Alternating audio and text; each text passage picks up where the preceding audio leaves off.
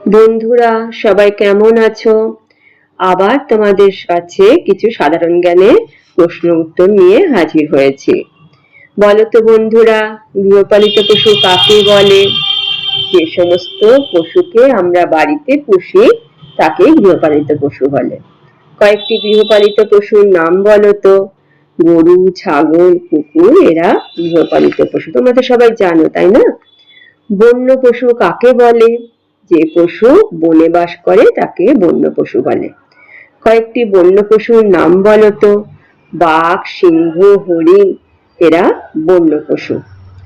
Penguin পাখি কোথায় থাকে? পেঙ্গুইন পাখি দক্ষিণ মেরুতে থাকে, যেটাকে আন্টার্কটিকা মহাদেশ বলা হয়, যেখানে সারা বছর বরফে ঢাকা থাকে। চিনি কিসের থেকে হয়? আখের রস থেকে চিনি হয়। মরুভূমির জাহাজ বলা হয় কোন প্রাণীকে? মরুভূমির জাহাজ বলা হয় উটকে। কেননা মরুভূমিতে মানুষের পক্ষে যাতায়াত করা খুব অসুবিধাজনক, কিন্তু উট খুব সহজেই মরুভূমিতে যাতায়াত করতে পারে। তাই মানুষ মরুভূমিতে এক জায়গা থেকে আরেক জায়গায় যাবার জন্য এবং মালপত্র অর্থাৎ জিনিসপত্র এক জায়গা থেকে আরেক জায়গায় আনা নেওয়ার জন্য উটকে ব্যবহার করে, তাই উটকে বলে মরুভূমির জাহাজ। বলো তো বন্ধুরা, গাছ থেকে আমরা কোন গ্যাস পাই? গাছ থেকে আমরা অক্সিজেন পাই, যে অক্সিজেন আমাদের নিঃশ্বাস নিতে সাহায্য করে। গোলাপি শহর ভারতের কোন শহরকে বলা হয়? গোলাপি শহর বলা হয় জয়পুরকে, যেটি রাজস্থানের রাজধানী।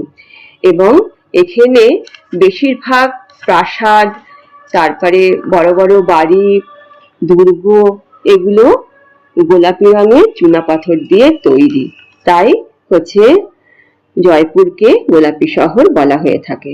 গাছের কোন অংশকে রান্নাঘর বলা হয়? গাছের পাতাকে রান্নাঘর বলে, কারণ গাছ এই পাতায় তাদের খাদ্য তৈরি করে। বন্ধুরা, আজকে এই পর্যন্তই থাক। আবার আরেকদিন আমরা আরো কিছু প্রশ্ন উত্তর নিয়ে তোমাদের কাছে আসবো। ততদিন পর্যন্ত তোমরা ভালো থাকো, সুস্থ থাকো, ভালো করে পড়াশোনা করো।